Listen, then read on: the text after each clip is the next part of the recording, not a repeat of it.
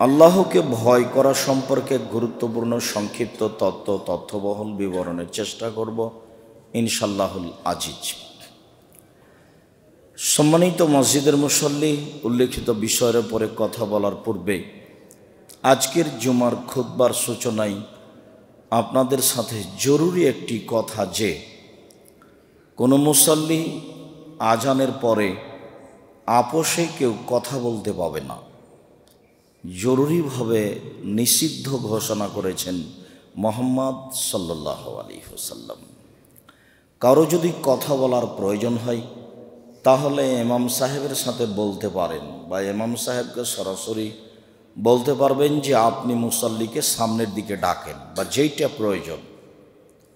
তার প্রমাণ হলো আরাবিয়ুন, একজন পল্লীর বেদুইন মানুষ আসলো। আল্লাহ রাসূল তখন খুতবা দিচ্ছিলেন। তিনি বললেন, অনাবৃষ্টির কারণে পশু প্রাণী মারা গেল, সব কিছু ধ্বংস হলো, আপনি একটু আল্লাহর কাছে দোয়া করেন। তখন আল্লাহর নবী হাত তুলে দোয়া করলেন, বৃষ্টি শুরু হয়ে গেল। পরের জুমায় আবার ওই দরজা থেকে দাঁড়িয়ে ওই পল্লীর বেদুইন মানুষ বলল, আল্লাহর নবী আবার একটু দোয়া বন্ধের জন্য দোয়া করেন, বৃষ্টি বন্ধের জন্য দোয়া করেন। এমন বৃষ্টি হলো, বাড়িঘর সব ভেঙে গেল, রাস্তাঘাট অকেজো হলো। তো আবার দোয়া করলেন। তাতে বোঝা গেল যে মুসল্লি ইমামের সাথে কথা বলছেন। হাদিস বুখারী মুসলিম।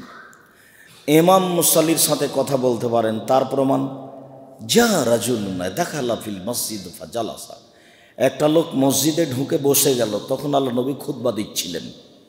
তখন আল্লাহ রাসূল বলেন, কুম ওয়াসাল্লি রাকাতান, ওঠো, 2 রাকাত সালাত আদায় করো এবং সংক্ষিপ্ত করো। তাহলে বোঝা যাচ্ছে যে ইমাম ও মুসল্লির সাথে কথা বলতে পারে। ঢোকার পরে মসজিদে বসে গেল, যা ভারত, বাংলাদেশ, পাকিস্তানের মুসলমানদের শতকরা 90 জনের এইটাই শিষ্টাচার। যেহেতু হুজুরে কেরাম বলেছেন যে মসজিদে ঢুকে বসে যেতে হবে, সরাসরি একবারে রাসূল সাল্লাল্লাহু আলাইহি সাল্লামের কথার বিপরীত, একবারে সরাসরি বিপরীত। একটা লোক জুমার দিন খুতবা চলাকালীন মসজিদে ঢুকে বসে গেছে। আল্লাহ রাসূল তাকে দাঁড়াতে বললেন এবং বললেন যে আগে 2 রাকাত সালাত আদায় করো, সংক্ষিপ্ত করো, তারপরে বসো। তাহলে এখান থেকে বোঝা যাচ্ছে যে মসজিদে ঢুকে 2 রাকাত সালাত আদায় না করে বসা যাবে না। মসজিদে বসলে অনুমতি নিতে হবে যার ঘর তার কাছে। আর অনুমতির সিস্টেম হলো এটাই, ওখানে সিগনেচারও করা লাগবে না, মোবাইল নাম্বারও দেওয়া লাগবে না। সিগনেচার, মোবাইল নাম্বার সব সমান হলো 2 রাকাত সালাত। 2 রাকাত সালাতও নেই, বসার অনুমতিও নেই। তো জুমার খুতবা চলাকালীন কেউ যদি মসজিদে বসতে চায় তাহলে আগে উপরে অনুমতি নিতে হবে। অনুমতির পদ্ধতি কি? 2 রাকাত সালাত। তাহলে আমরা 2টা বুখারী মুসলিমের হাদিসে বুঝতে পারলাম যে ইমাম মুসল্লির সাথে কথা বলতে পারেন। প্রমাণ এই যে বোঝা গেল যে মুসল্লিও ইমামের সাথে কথা বলতে পারেন। প্রমাণ এই যে, তবে কোনো মুসল্লি আপোষে কথা বলতে পারে না, একেবারে না। পাশে জায়গা থাকলে অবশ্যই আরেকজনকে বসতে দিবেন। সম্মানিত দিনী ভাই বোন, যেসব মাধ্যম দিয়ে আল্লাহকে খুব বেশি সন্তুষ্ট করা যায় তার একটি বড় মাধ্যম হলো আল্লাহ ভীতি, আল্লাহর ভয়ে কান্নাকাটি করা। এইটা একটা বড় মাধ্যম। যেমনভাবে রমজান মাসে সিয়াম পালন করলে তাকে সহজে পাওয়া যায়, এটা একটা বড় মাধ্যম। কুরবানির মাসে কুরবানি করলে আল্লাহকে সন্তুষ্ট করা যায়, এটা একটা বড় মাধ্যম। যেসব মাধ্যম দিয়ে আল্লাহকে সহজেই পাওয়া যায় তার একটা বড় মাধ্যম হলো আল্লাহ ভীতি। আল্লাহর ভয়ে কান্নাকাটি করে কিছু বললে উনি খুশি। তখন উনি বলেন, আচ্ছা ঠিক আছে, তুমি যেটা বলছো সেটা আমি মেনে নিলাম। আল্লাহ তাআলা আমাদের নবীকে বলছেন, ফাইদা ফারাগতা ফানসব ওয়া ইলা রাব্বিকা ফারগাব।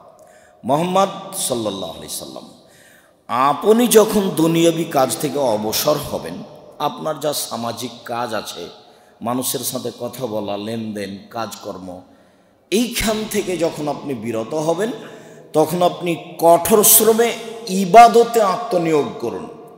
ইবাদত কিন্তু হালকা নয়, যে যাই বলুন, একে সময়ের উপরে টিকে রাখাও খুব কঠিন। দুই বন্ধু মিলে গল্প করছি, এসার আজান হয়ে গেল, উঠে যাওয়া কিন্তু খুব কঠিন। গল্প চলছেই, আজান হলো, সলাত হয়ে গেল, তারপরে উঠছি। মানে ইবাদতের উপরে, ইবাদত মানে নীতি নিয়ম, নিয়মের উপরে মানুষের টিকে থাকা খুব কঠিন।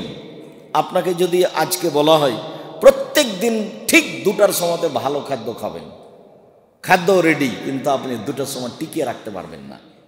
দেখা যাবে যে একদিন 10 মিনিট আগে হয়ে গেছে, একদিন আধা ঘন্টা পরে হয়ে গেছে। নিয়ম টিকে রাখা কঠিন, যার কারণে রাসূল সাল্লাল্লাহু আলাইহি সাল্লাম বলছেন, আহাব্বুল আমালি ইলাল্লাহি আদওয়ামু ওয়া ইন কাল্লা।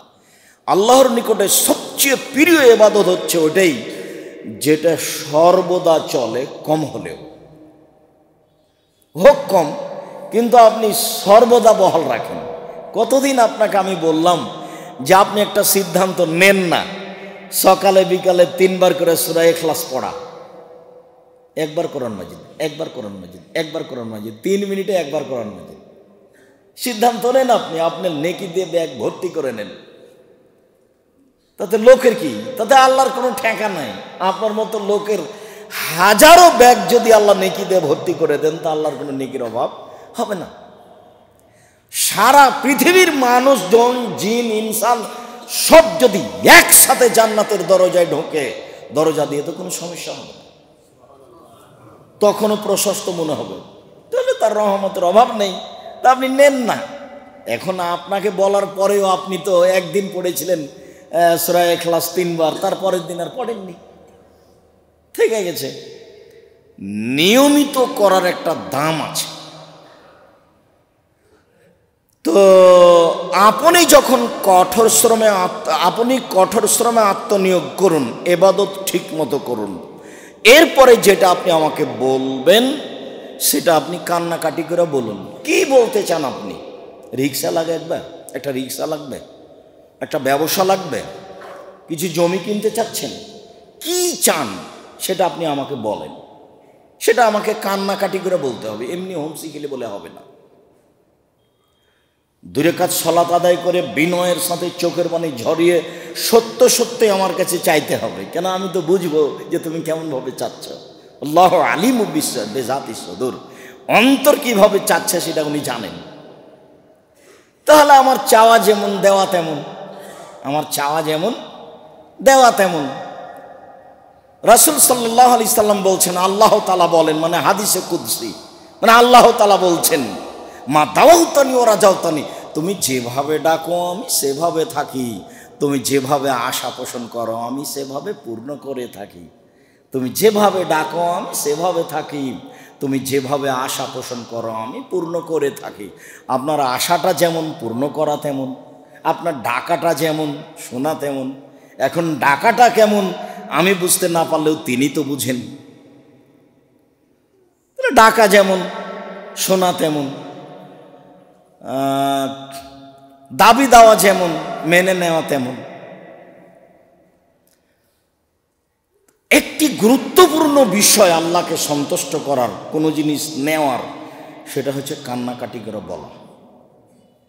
তাহলে উনি সহজে আপনাকে দিয়ে দেবেন। আল্লাহ তাআলা বলেন, ওয়ায়াখিরুনা লিল আযকানি ইয়াবকুনা ইয়াজিদুহুম খুশুয়া। পৃথিবীতে হাজারো মানুষ, লক্ষ কোটি মানুষ কেঁদে মাটিতে লুটিয়ে পড়ে, আর তার কান্নার শব্দটা তার ভীতিকে আরো বেশি করে দেয়। এ কথা কিন্তু আল্লাহ বলছেন যে পৃথিবীতে হাজারো মানুষ কেঁদে মাটিতে লুটিয়ে পড়ে, কাঁদতে কাঁদতে একবারে মাটিতে লুটিয়ে পড়ে, আর কান্নার শব্দটা যখন ও নিজে নিজেই শুনতে পায়, তখন তার ভিতরের ভীতিটা কি হয়ে যায়, আরো বেশি হয়ে যায়। তখন ঝরঝর ঝরঝর করে চোখের পানি ঝরে। তখন আল্লাহ বুঝেন, হ্যাঁ ও আসলেই চাচ্ছে, আসলেই ভয় পেয়েছে, আসলেই চাচ্ছে। তা আমি এখন কিভাবে কান্নাকাটি করি সেটা তো উনি ভালো বুঝেন। আল্লাহ তাআলা বলেন, আফামিন হাদাল হাদিসে তাজাবুনা ওয়া তাজহাকুনা ওয়ালা তাবকুন। আরে কিয়ামতের কথা শুনে হাসাহাসি করো, আশ্চর্য হও। আরে কিয়ামতের কথা শুনে হাসাহাসি করো, পৃথিবী নাকি একদিন ভেঙে যাবে, চন্দ্র সূর্য নাকি ঝরে পড়বে, মাটির ভিতরে যত লোহা লাক্কড় আছে সব নাকি বের করে দিবে, সাগরের পানি নাকি হারিয়ে যাবে, সবার সাথে নাকি আল্লাহর মুখামুখি কথা হবে, সব কর্ম নাকি মানুষকে দেখানো হবে। পাগলামি কথা, এটা হয় নাকি?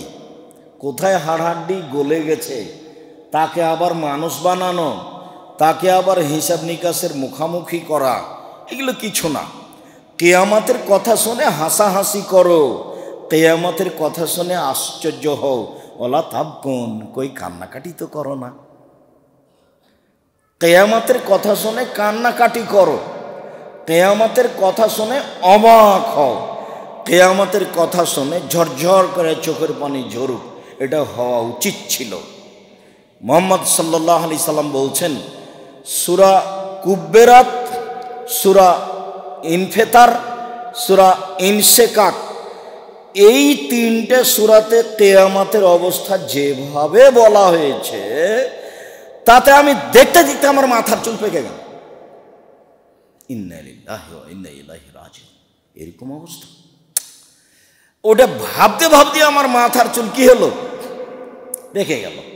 কেউ যদি বাস্তব কিয়ামতকে দেখতে চায়, আসলে বাস্তব কেমন, তাহলে সূরা কুব্বেরাত, সূরা ইনফিতার, সূরা ইনশিকাক পড়তে হবে। আমরা পড়তেও পারি না, পড়তেও জানি না, পড়তে জানলেও অনুবাদও বুঝি না। হিফজখানা খুলে রেখেছি, ছাত্রও বুঝে না, শিক্ষকও বুঝে না, তাই নাকি প্রতিষ্ঠান। কিভাবে প্রতিষ্ঠান হলো তা আমি বুঝিনি এখনো। ছাত্রও বুঝেনি, শিক্ষকও বুঝেনি। আন্ধা কো আন্ধা পড়াতা হয়, অন্ধকে অন্ধ পড়াচ্ছে, যে পড়ছে সেও অন্ধ, যে পড়াচ্ছে সেও অন্ধ। হিফজখানা একটা আংশিক প্রতিষ্ঠান, বিদ্যার উন্নতির জন্য হিফজখানা মূলত প্রতিষ্ঠান নয়। শুধু যদি এটাই হয় তাহলে না ছাত্র জাতির উপকার করতে পারবে, না শিক্ষক পারবে, কেননা দুইজন তো কিছু বুঝতে পারেনি যে আসলে কি আছে।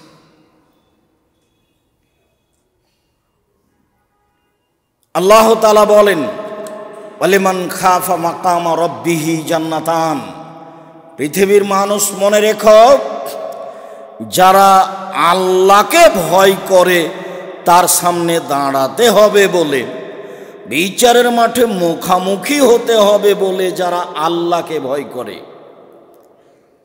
লাইসা বাইনাহু ওয়া বাইনাহু তারজুমান, আপনার আর আল্লাহর মাঝে কোনো দোভাষী থাকবে না। আপনি যা বলবেন আল্লাহ তা শুনবেন, বুঝবেন, আর আল্লাহ যা বলবেন আপনি তা শুনবেন এবং বুঝতে পারবেন। এই অবস্থাটা খুব কঠিন। ফায়ানজুরু আইমানা মিনহু, ওই সময়তে আপনি ডান দিকে লক্ষ্য করবেন। ফা ইয়ারা মা কাদ্দামা মিনহু, আপনার জীবনের সব কর্ম দেখতে পাবেন। ওই যে ওই যে ওই যে সব টক টক টক টক করে দেখা যাচ্ছে, ওই তো সেদিনের কর্ম। ওই তো আমি আমার ভাবির সাথে যাচ্ছিলাম, ওই তো ধর্মের নামে আমার ভাবিকে আমি মোটর সাইকেলে করে নিয়ে যাচ্ছিলাম, এই তো দৃশ্য, এইটি তো সেটা। একবার দেখে একবারে নগদ বুঝতে পারবেন, হাতে হাতে মনে পড়ে যাবে যে এটা সেদিনের ঘটনা। ফায়ানজুরু আসআমা মিনহু, তারপর আপনি বাম দিকে লক্ষ্য করবেন। ফায়ারা মা কাদ্দামা মিনহু, অতীতের সব কর্ম দেখতে পাবেন, দেখেই মনে পড়ে যাবে এইটা সেদিনের। ডানে যা বামে তা, ডানে যা বামে তা। সুম্মায়ানজুরু তিলকা ওয়াজহিহি, তারপর সামনাসামনি দেখবে। সামনাসামনি দেখলে ফায়ারা নার, তখন দেখবে জাহান্নাম। এটা হবে আল্লাহর সাথে কথোপকথনের অবস্থা। যখন আল্লাহর সাথে আমার আপনার কথা চলবে তখন অবস্থাটা এরকম হবে, ডানেও কর্ম দাঁড়িয়ে থাকবে, বামেও কর্ম দাঁড়িয়ে থাকবে একই। আর মুখামুখি আল্লাহ কথা বলবেন, সামনে থাকবে জাহান্নাম। তো এই অবস্থাকে যে ভয় করে, আল্লাহ বলছেন আমি তার জন্য দুইটা জান্নাত প্রস্তুত করে দিলাম, দুইটা, একটা নয়, আমি তাকে দুইটা দিয়ে দিলাম। ওয়ালিমান খাফা মাকামা রাব্বিহি জান্নাতান, কেউ যদি আল্লাহর সামনে দাঁড়ানোকে ভয় করে, আল্লাহ সেদিন যে কি বলবো, তোমার অনেক দয়া, তোমার রহমতের অভাব নাই, তোমার দয়ার অভাব নাই, তুমি আমাকে ক্ষমা ভিক্ষা দাও, তুমি আমাকে ইজ্জত ভিক্ষা দাও, তুমি আমাকে ঈমান ভিক্ষা দাও, এইভাবে বলে যদি আপনার কান্নাকাটির একটা গতি থাকে, তাহলে বিচার মাঠে আপনার জন্য 2টা জান্নাত ঘোষণা হবে, একটা নয়। এই কথা আমি বলিনি, এই কথা আল্লাহ তাআলা বলছেন। এইভাবে আল্লাহ তাআলা বলছেন। আল্লাহ ভীতি। আবু হুরায়রা রাদিয়াল্লাহু তাআলা আনহু বলেন, রাসূল সাল্লাল্লাহু আলাইহি ওয়াসাল্লাম বলেছেন, সাবাতুন ইযিল্লুহুমুল্লাহু তাআলা ফি যিল্লিহি ইয়াওমা লা যিল্লা ইল্লা যিল্লুহু। বিচারের মাঠে 7 শ্রেণীর মানুষ বিশেষ ছায়াতলে থাকবে। ওরা খুব দামি মানুষ, ওরা খুব সম্মানী মানুষ, ওদের জন্য বিশেষ ব্যবস্থা। হজ করতে জিদ্দা বিমানবন্দরে নামলে দেখা যাবে যে ওইখানে যারা লন্ডন আমেরিকা থেকে এসেছে ওদের বসার জায়গা ভিন্ন, ইন্ডিয়া থেকে এসেছে ওদের বসার জায়গা ভিন্ন, বাঙালি বাংলাদেশ থেকে এসেছে এদের বসার জায়গা ভিন্ন, দেখেই বোঝা যাবে। আবার যারা আপনার সাথে কথা বলছে তারা পা দিয়ে বলবে যে ওখানে গিয়ে বস। তো তাহলে মান বোঝা যাচ্ছে। আর পাশের ধনী বাড়িটাতে বিবাহের জন্য দাওয়াতে গেছিলাম খেতে, তো দেখলাম অমুক অমুককে ভালো বসতে দিল, কিন্তু আমি যখন ঢুকলাম তখন আমাকে কেউ কিছু বলল না, একটু বসতেও বলল না। তারপরে সবাই যখন খেতে বসেছে আমিও বসে চলে এসেছি। এই জন্য আমাকে দাওয়াত দিয়েছিল, তখন আমি বুঝেছিলাম যে সামাজিকভাবে আমার মান কতটুকু। তো বিশেষ মানের লোক হবে 7 শ্রেণীর মানুষ, ওদের দাম অনেক বেশি বিচারের মাঠে। তার প্রথম শ্রেণীর মানুষ হচ্ছে ইমামুন আদেল, ন্যায়পরায়ণ নেতা, ন্যায়পরায়ণ দায়িত্বশীল গ্রাম্য সর্দার, যারা ন্যায়পরায়ণ বিচারক, যারা ন্যায়পরায়ণ নেতা, মসজিদের দায়িত্বশীল হোক, মাদ্রাসার দায়িত্বশীল, এমপি মন্ত্রী হোক, চেয়ারম্যান মেম্বার হোক, যেই কেউ হোক না কেন, ন্যায়পরায়ণ নেতা যে তার জন্য সবচেয়ে দামি জায়গা থাকবে বিচারের মাঠে। অসাব নাসাফি ইবাদাতিল্লাহ, আর ওইসব যুবক মানুষের জন্য থাকবে দামি স্থান বিচারের মাঠে, যেসব যুবকেরা ছোট থেকে ইবাদত শুরু করেছে, 7 বছর বয়স থেকে সালাত শুরু করেছে, 8-10 বছর থেকে সিয়াম থাকে, বাপের সাথে সাথে যায়, বাপ মরে গেছে, নিজ গতিতে আজান হলে মসজিদে চলে যায়, একেবারে ছোটকাল থেকে একই রকম অভ্যাসে ইবাদত করেছে, ওইভাবে দুনিয়া থেকে চলে গেছে। এই শ্রেণীর মানুষের জন্য আছে বিশেষ ব্যবস্থাপনা বিচারের মাঠে। বিচারের মাঠ তো খুব কঠিন, এরপরে এরকম ব্যবস্থাপনা আছে। একদিন সমান 50,000 বছর, একদিন সমান কত? 50,000 বছর আপনার সাথে কেউ কথা বলবে না, আপনার বাপ আপনার ভাই আপনার সাথে কথা বলবে না, সবাই বিপদে আছে, সবাই বিপদগ্রস্ত। 3, রাজুলুন কালবহু মুআল্লাকুন বিল মসজিদ ইজা খারাজা মিনহু হাত্তা ইয়াউদা ইলাইহি, এমন মুসল্লি যে তার অন্তরটা মসজিদের সাথেই লাগা আছে, মসজিদ থেকে বের হয়েছে, আবার কখন আসবে মসজিদে, আবার কখন আসবে মসজিদে। আম্মু খালেদা দেখো তো আসরের টাইম হলো, জামাত হয়ে গেল নাকি, আমি কখন যাব, আব্বু আরো 10 মিনিট আছে, আচ্ছা আচ্ছা আচ্ছা তাড়াতাড়ি মানে আবার মসজিদে যাওয়ার জন্য কি ব্যস্ত। এই শ্রেণীর মানুষ থাকবে বিশেষ ছায়াতলে। 3 চলে গেল। 4, ওয়া রাজুলানে তাহাব্বা ফিল্লাহি ওয়া ইজতামা আলাইহি তাফারাকা আলাইহি, 2 বন্ধু বন্ধুত্ব গড়িয়েছে আল্লাহকে সন্তুষ্ট করার জন্য, বন্ধুত্ব ভেঙে দিয়েছে আল্লাহকে সন্তুষ্ট করার জন্য। আপনি তো খুব ভালো মানুষ, পরহেজগার মানুষ, আপনাকে আমি খুব ভালোবাসি। তো 2 জনই কথা বলে, তো দেখছে মাঝে মধ্যে 2 জন বসে আড্ডা পিঠে মানুষের বদনাম করে। তো দোস্ত এটা কিন্তু হবে না, মানুষের বদনাম করা হবে না, বারবার বললাম কিন্তু মানলো না। তখন বলল, দোস্ত মনে কিছু নিও না, আমি তোমার সাথে আর চলবো না। ভালোবাসা গড়েছে আল্লাহকে সন্তুষ্ট করার জন্য, কেটে দিয়েছে আল্লাহকে সন্তুষ্ট করার জন্য। এরাও খুব দামি মানুষ, এরাও থাকবে বিচারের মাঠে বিশেষ ছায়াতলে।